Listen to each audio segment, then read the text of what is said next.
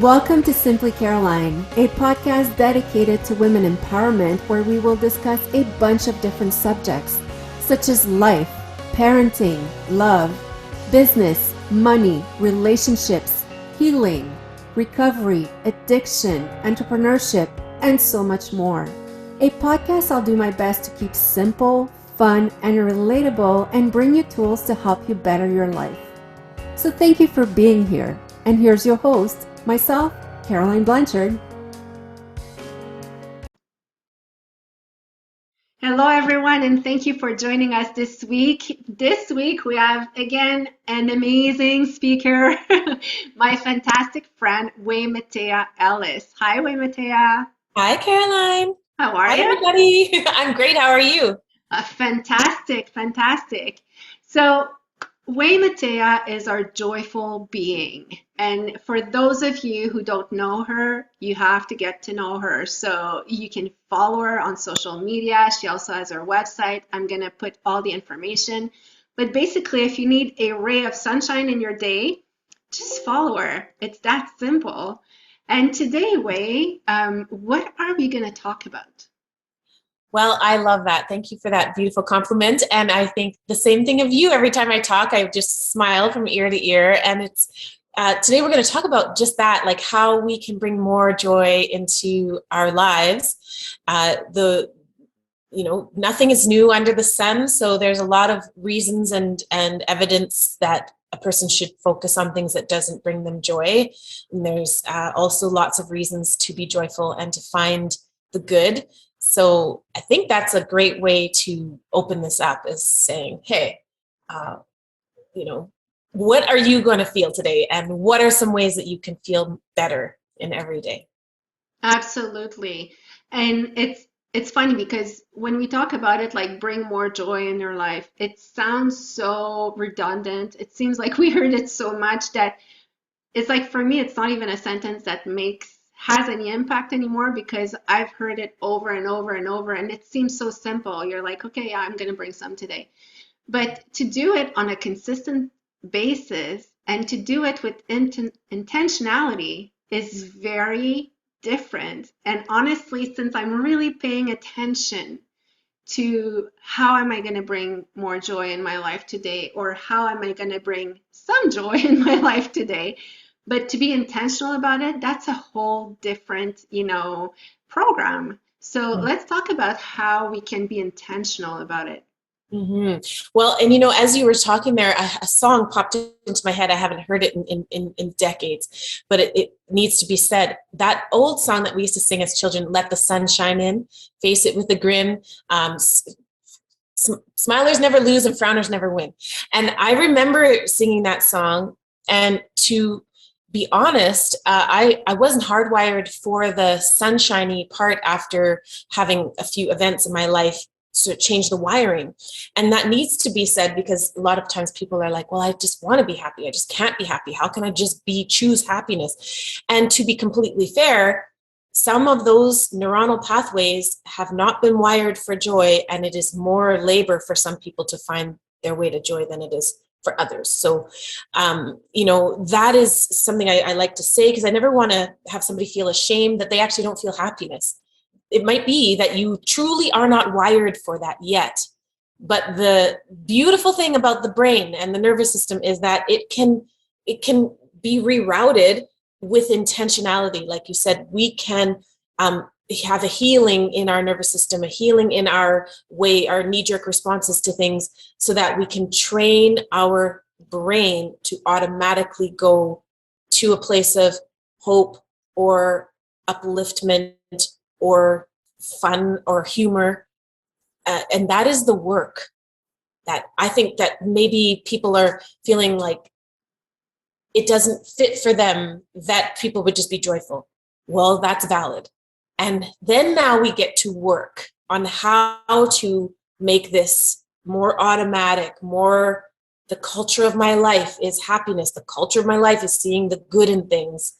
So, I will say for myself, it was a lot of work to get there. Well, I love that you said that because as hard as it was to actually, come to that realization, because I've always been a party girl and a very happy girl in society.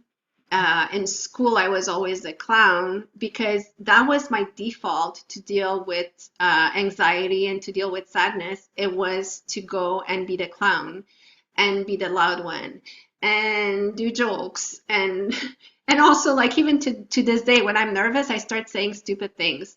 I'm working on it really hard, but I still do it like in situations that I can control. You know, when you find someone super charming and you're intimidated, and then your brain just starts like blah, blah, blah, saying Mhm. things you shouldn't. I'm still like that. But it was hard for me to really come to the realization of I was not a naturally happy person. I was Mhm. not a naturally happy kid. And that is just like the way I was wired. And depression was in my family since I was like very young. And now that I backtrack and I look at my life with hindsight, I'm like, wow, I was this probably in depression as of 5, 6 years old. It doesn't Mhm. mean that I was always crying and sad. I had joyful moments, but it was not my default response to things. And to this day, my default response is always to look at where's the drama? What's not working? You know, all the sayings that we hear, like, oh, wait till the other shoe drops. And, Mhm. we have so many of those sayings that shouldn't have been put in our brain in the first place. But we justify the fact that, if it's too good to be true, well, it is too good. Mhm. These things, and it's not true. I was not wired to, and I'm not blaming anyone on this, by the way. It's Mhm. just it's an accumulation of a million things. But I was wired to always look at what the negative is coming, prepare for the worst. All of these good lines, it Mhm. was me. If it's going good, enjoy it because the storm is coming. you know.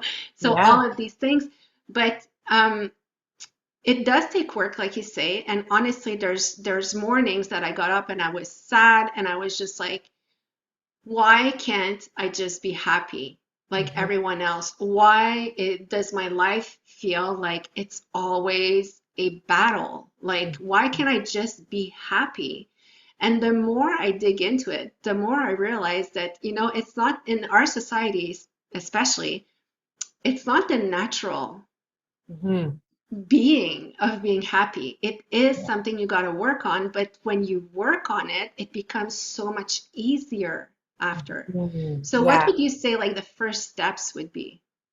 Yeah, I love that question. And I feel like you've laid it out perfectly. So the default in our culture is fear sells and shortage mentality and watch your back and things don't really work out and only the so and so fill in the blank get the good things or whatever.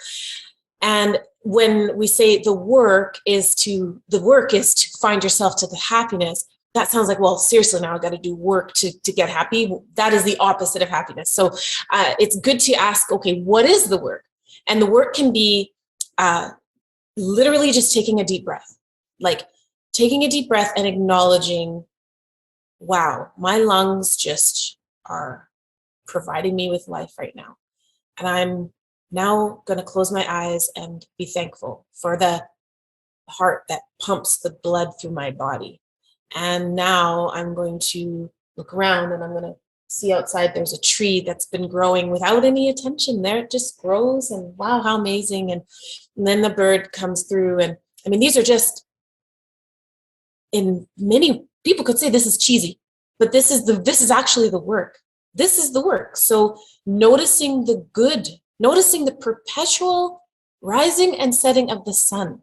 We've never had to program that. We've never had to schedule it in and make sure somebody takes care of it. It's just happening. So that is enough. And the reason why I got really clear on this was I've done some work, not just professionally, but impersonally, listening to people who are transitioning soon. So I've had people around me who have gone through palliative care, and then we've had conversations about this. What's important?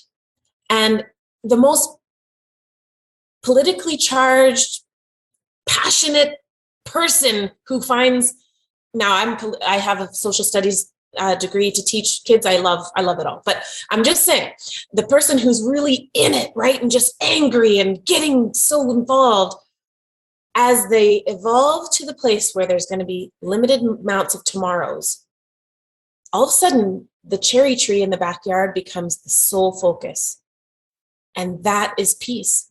To watch the birds come and land in it, and the leaves kind of fluttering and waiting for the blossoms, and like that I've witnessed for somebody very close to me go from very passionate and at times very angry to settling into what really matters and finding this place of kindness in the heart and openness and all this. Not to say that there isn't a place for being involved. I'm not saying that. I'm saying there is more of a place for the heart open space so that we can have more in common, more connection, more visual for each other's goodness. And then there wouldn't be so much to fight about. There wouldn't be so much to be getting on side with. So that's what I feel like people, they just took the moment to witness the beauty. I'm just looking out the window at the sun shining on the snow right now. That's a beautiful thing. If you went out there right now, there'd be a bazillion sparkles. You could just like look at them all. And that is what the point is. That is what the work is. And, I think a person could just invite more of that into their life and call that their work. Yes. And it's, it's funny how those little things will start shifting because, like you said, these little things start recreating new pathways and into thinking more positively and looking for the good instead of the bad. And I'm going to bring in a subject here that, for me is I don't know, I don't like it, but I also feel like it's almost impossible to avoid, and it's drama. There's so much drama around us. And I'm not just talking about girlfriends drama or relationship drama or these things like that. Like these are the some have it, some don't. I'm talking about the drama in general in our society. It seems like what I'm noticing, and I'm noticing it a lot in my kids as I watch them grow. Now there's two that are adults. One is fully blooming in her teenage years, so affirming herself.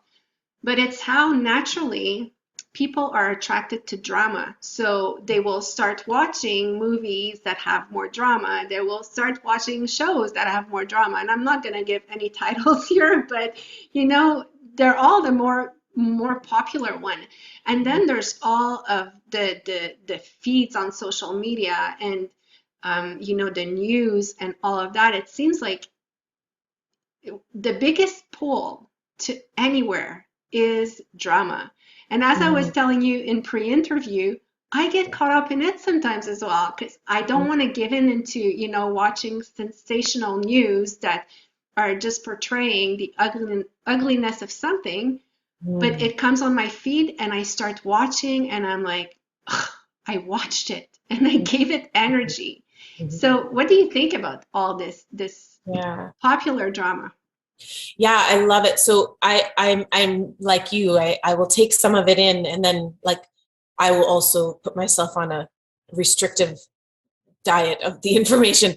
I like the Abraham Hicks phrase: "Be close enough to the problem that I can see what it is, and far enough away that I can see the solution." Like I want to be able to be in this sweet spot. And when you say drama, what I picture is like this pencil that I'm holding in my hand. I've got it perpendicular to my hand, right? So you've got this place where you're nice and central. It's just a beautiful place. And, it's calm. It's kind of boring. It's just happy and nothing big happening. And if I start getting pulled to one side or pulled to the other side, whether it's relationship or news or things I'm making up, things that my brain is telling me that are true, then I start to have this wobble. And what happens in the wobble is my hormones are reacting. So I've got cortisol and all sorts of other stress hormones and adrenaline. And so then it becomes very weird for my body to be in this central place where it's not happening. It's like, well, where's all those hormones? It becomes that my body is looking for the dramatic hormones. and it becomes accustomed and looks for things that will pull it off. So I could pull it back in, and now I'm talking about oxytocin and all all the ways that the chemical balance of my body, if it's in this boring place, it's actually quite stabilized. And maybe my drama is that the phone rang twice in a half an hour and I have to answer it. But if I'm used to that, if that's my equilibrium, or that's my set point, then my life will feel satisfying if it just involves making breakfast, making a couple calls, cleaning up the laundry, going for a walk, like these very everyday things. But if my body is used to this, then I can't get satisfied unless I have some dramatic event, and it's an addiction of sorts. Joe Dispenza talks about this.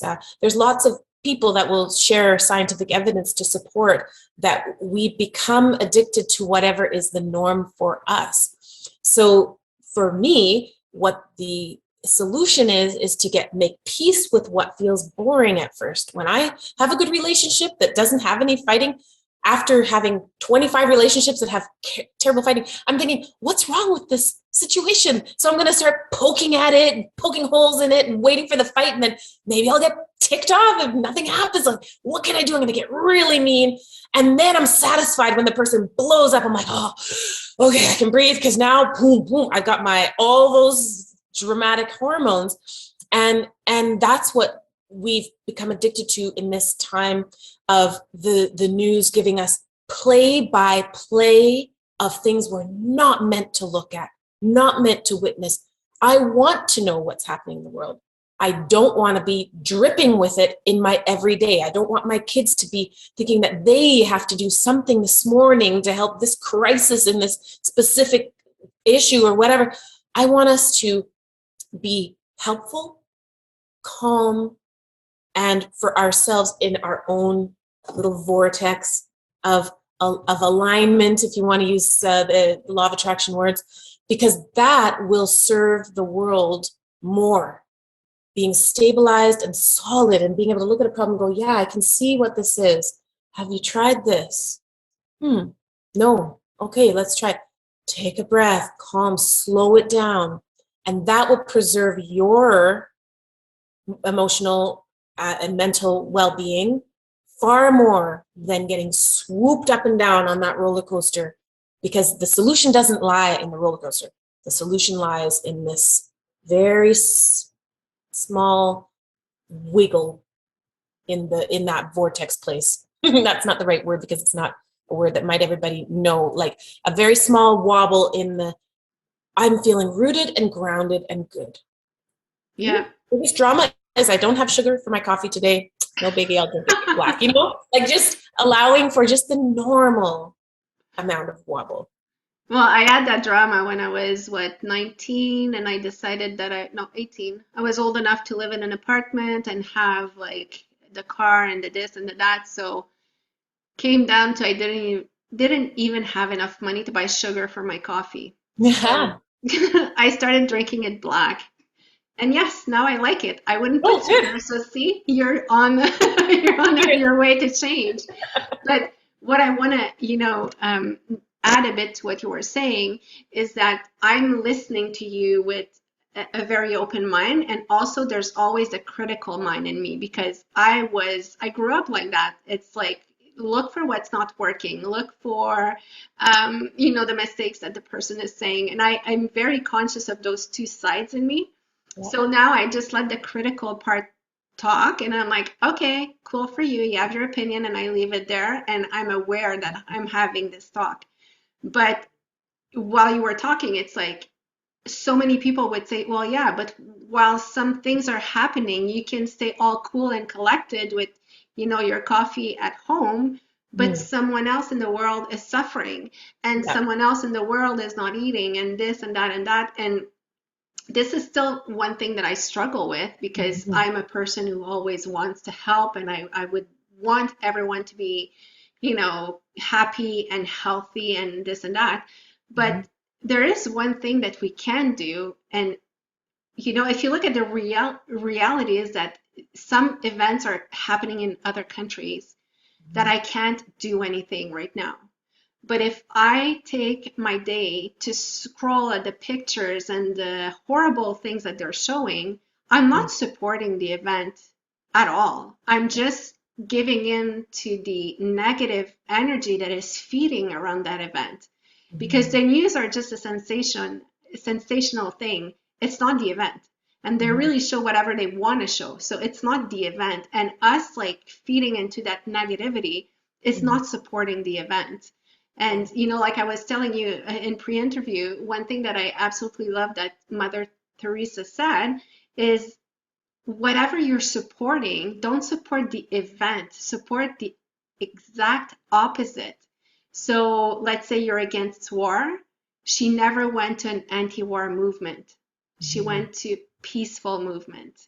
She never went to an anti-racism movement. She went to a unity movement. So don't focus your energy on supporting even the negativity of an event. Just go and put all of your energy in completely the opposite. That would bring completely the opposite. So what do you say about that? Yeah, well, and you started off by saying about, and it's absolutely true, sitting in this position and chanting may or may not be bringing good vibration to the world, but some people want to be more active in bringing goodness to the world. And I was raised by two active people. I've always been at rallies. My daughter's first word was no justice, no peace, because that's where grandma was taking her. And so I'm very conscious of sitting in the middle of that, balancing having a vision for what could be better with uncovering what is not quite there. So let me give a more tangible example. If I'm seeing that somewhere there's discord or unrest between people like that share my beliefs and people that don't share my beliefs, I cannot and won't be getting on a plane to go there and march or do things actively on social media to do anything with that. What I can do is when I go to the store and there's somebody in line with me, I can smile, I can be kind. And even if I know that we don't agree on things, I can look for things that we have in common. I can be with other people and be sharing a different perspective that is more open and kind towards a group that maybe is not in favor at the moment. I can put positive things on my social media. I can add to the goodness through activity, like you said, that supports the wanted outcome rather than pushing against the unwanted outcome. Have you ever tried to drag a child out of a store? I hope you haven't, because it's very, very stressful. But if they put their heels in, it's harder to pull them out of the store. Whereas if you're like, come on, honey, and you just jump and dance and now you're jumping and dancing out of the store. So it's not going to get the result, or maybe you can overpower that child and pull them out of the store. But trust me, you're going to be sweating. You're angry. You're embarrassed, and it didn't go well for you. Whereas enticing them out of the store, or, in that metaphor, maybe picking them up and like spinning them around and then, well, let's go. Throwing them out of the store. Throw them out of the store. We've all been there. But just imagining that, or like a dog, these are examples of where there's a power differential, where I might have a voice to influence someone else, but I'm going to have a better chance of influencing them through noticing the good in them than through criticizing the bad in them. And one more example, I'm currently working on a team of there's three of us, developing curriculum that is pro awesome African content for Canada. And this is not anti-racism content. We are very mindfully making it pro awesomeness content. So like really highlighting scientists, highlighting mathematicians, highlighting social activists, highlighting kids that are geniuses on drums, and Andy Bushel, shout out. So there's lots of good to share.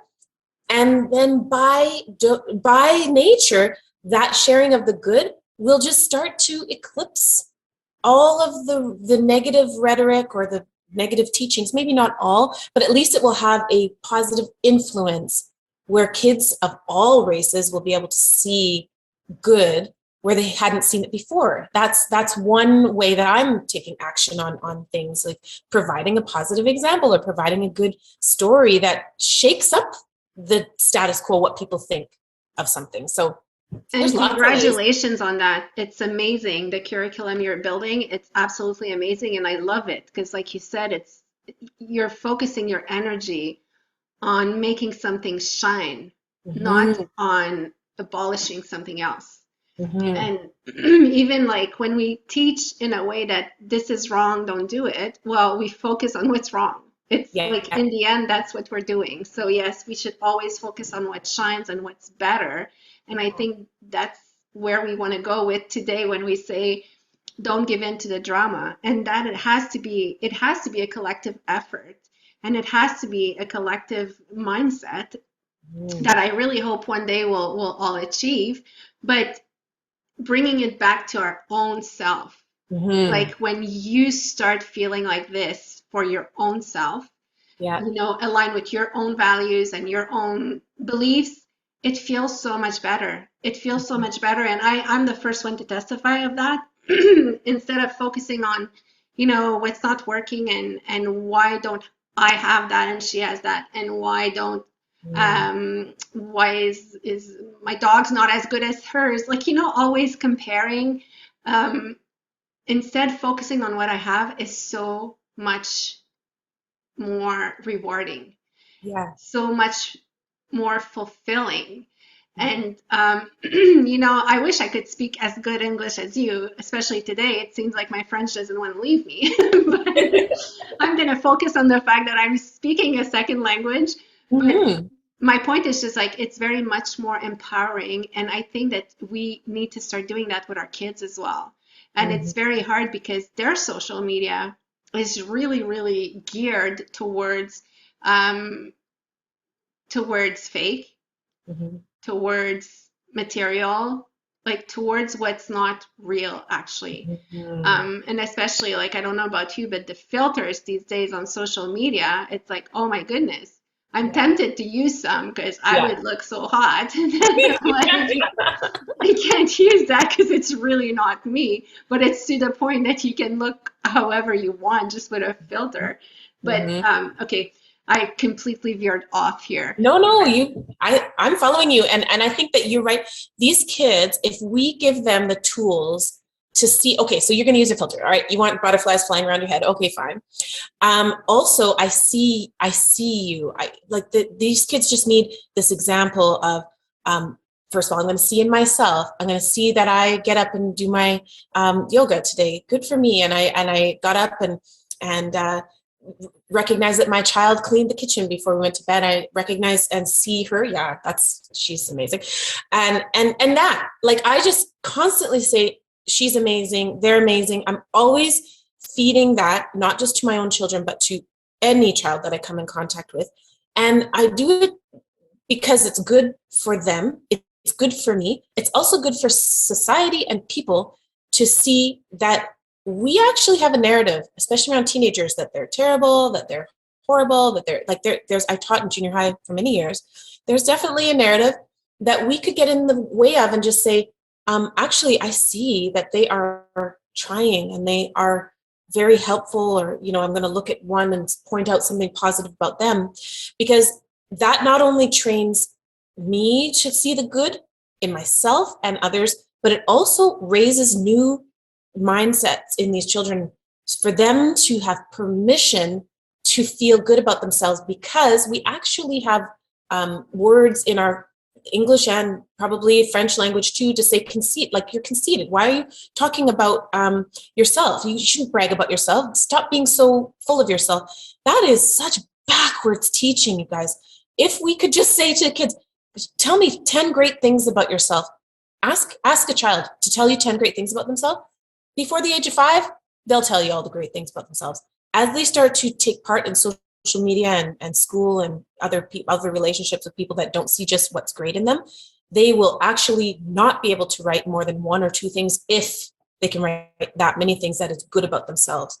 So we need to change that. And that's going to give them more permission to be joyful, permission to see their greatness, permission to expand their creativity and be amazing.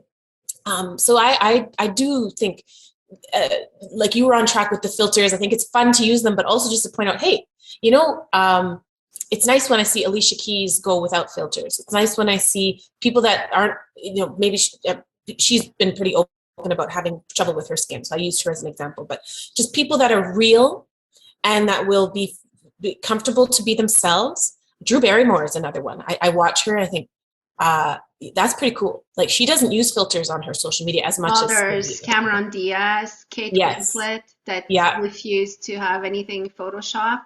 Yeah. This is the voice that will bring us into this more real life where I'm okay to have wrinkles, stretch marks, sagging skin, whatever. I mean, I whatever. There's lots of things we can fun with ourselves. Not that I have all of that, but just being allowed to have fault. Nobody wants perfect anymore. Faulty is real. And to be totally honest, I love the way that those people look. It gives me inspiration to be myself on social media. And I hope these kids coming up now will have more examples of that. Billie Eilish is one that I really think, like, just these voices of just, let's be real here. Like, not going to be all painted up and perfect all the time, maybe on a show. Yeah. But in my real life, I'm a real person. Oprah did that for us. There's quite a few people that came through that filtered life to say, hey, by the way, my hair doesn't always look like this. And I wake up like this. Not too long ago, I was on Instagram and JLo was doing her morning routine, a skincare, and she had zero makeup, zero filter. It's the first time I see her like that, and she's still gorgeous. Of course, she looks different, but I was just like, now my what I feel when I see that, I'm like, wow, she's gutsy, and she's going against, because I mean, JLo, she's the bombshell. Yeah. So to see her. But even bombshells are normal people.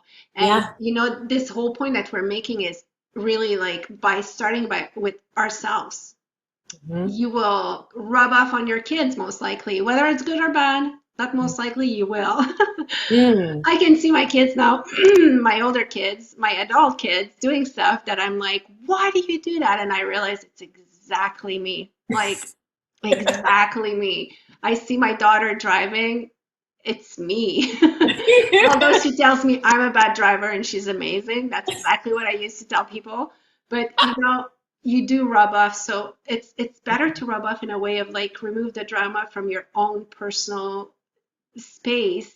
And then that's gonna overflow and overflow and overflow. And there's gonna be more and more, I believe, voices and people we love who will actually do the right things about looks, weight. More and more celebrities are starting to be more vocal about politics, about, their own belief, which before it used to be like, never, if you want to stay famous or if you want to have success, never mention anything about your personal opinions. Well, now they're starting to be like, I don't care because, some things have to change or whatever. But I admire that. But that all stems from really finding your own joy, because when you're starting to be comfortable with your own joy, and when you're starting to feel like it feels better to be this way, you start exuding it as well. And I believe that, as I'm hoping and praying that collectively we're going to change something in the long run with it. And thanks to you also, because Way is someone who has like the classes and the groups and all of this, and she's dedicated to really propagating. Is that a word? Yeah, or promoting, or what's I took a French word and put it in English. But yeah, I know, I love it. Promoting joyful being. Yeah. So yeah. Well, and you said, I just wanted to tag on one more thing, because earlier you were saying how people might think, well, something's going on over there and I don't want to, I can't just be over here meditating or something. And I will say to you, okay, so you're going to respond to an emergency situation. If somebody were to fall down in front of you, you're going to administer CPR or call 911, or you're going to act fast. It's going to look dramatic, and it will be dramatic.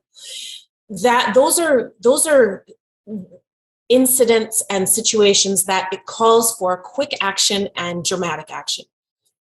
And that is heightened adrenaline, and then you need recovery from that. So let's be real about that.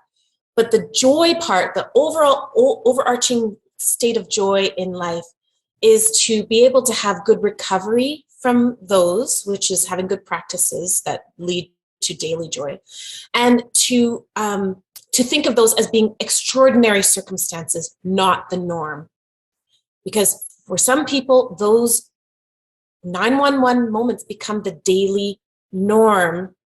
And I would love for people to realize that's not what life could be like or could feel like. Life could actually feel very, very, up and downs could be little, like very non-significant ups and downs. And then once in a while, there's a big event, So if I were to leave everybody with one idea, it's that daily cultivation of joy looks quite boring. It really does. It's not that exciting. But I remember when I started having the norm of happiness, I was driving one day and I was like, what's that feeling? I couldn't identify it. I'm like, that's happiness. Like, I actually have like default happiness. I'm driving down the road with happiness like that. It was a whole new feeling for me. And that was a big win. After lots and lots of what looks like boring work, it now becomes like my default. So that's what I'm encouraging people to know, that exists. Yeah, I love that you clarified that, because we all have a drama queen in our world. We all know at least one which like everything happens, and I'm saying a her, but it could be a he. But one person that everything happens to them and they always have 911 moments. Like for me, you said that, and I just had a list that went through. I know these people. And you know what? It just reminds me that I was like that too. Not that I was seeking drama into everything, because I thought that that's what people were interested in. Yeah. Like, how are you? Oh, good. Everything's good. That's boring. Yeah. If you say, how are you? Oh, goodness. The house burned down last week. And then, this, and you feel like you actually have something interesting to say when it's all drama. And I remember with my, in my second marriage, at some point being sitting in the living room, and I was just like, the house was clean.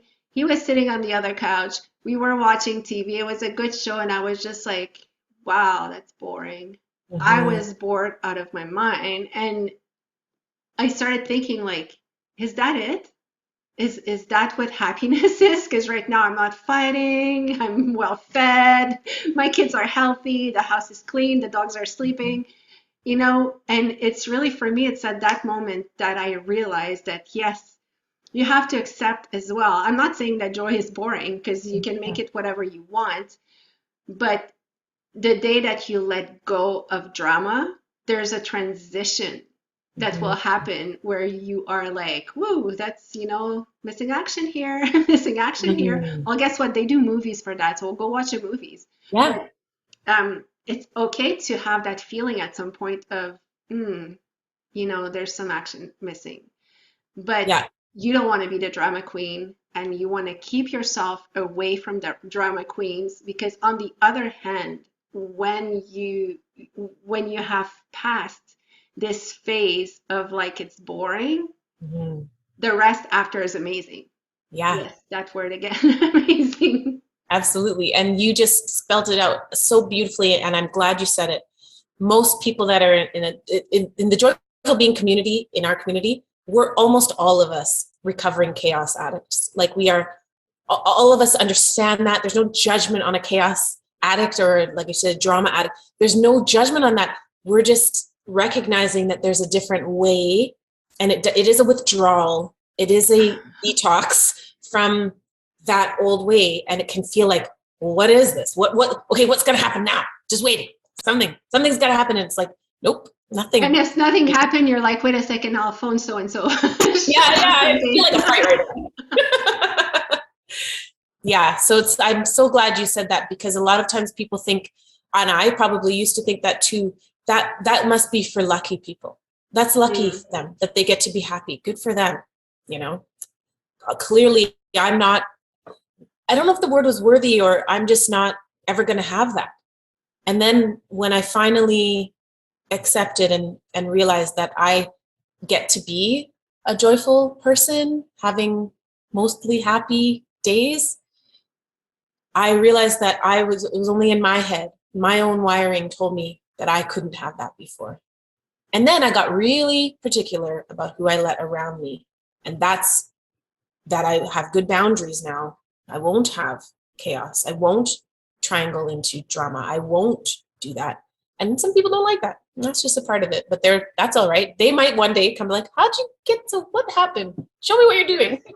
And you know, as you're speaking, I'm finding it so interesting that we both met after our drama addiction, I should say. Yeah, no We doubt. both met in our recovered Yeah. world. So when you're like, I was a chaos addict, I can't imagine that. I can't imagine Waymatea this way, because the Waymatea I know is like the uplifting, positive, upbeat, the girl that I always wanted to be like, oh my gosh, she's so, upbeat and positive and happy all the time. Like, how does she do it? And I've learned so much from you as well. But Wow. so it is possible. It's funny. It depends which phase of life you will meet someone. Mhm. But, if I have a hard time imagining that you were there at some point, it does mean that you transition like beautifully. Thank you. And I want to thank you for being on this show again. I could talk with you for hours, and if I know, me maybe too. we could do a Waymatea special. But thank you so much. I will put all of Waymatea's information for you to reach her. But honestly, take a minute, go follow her on Instagram. She started doing reels these days. It's actually funny. Some are really good, some are funny because, she is also a funny person, but it's just, it's simple joy to follow her. So, Thank you. Waymatea, thank you so much. Thank you, And Caroline. thank you everyone for being here. And we will see you next week. Thank you. Bye, everybody.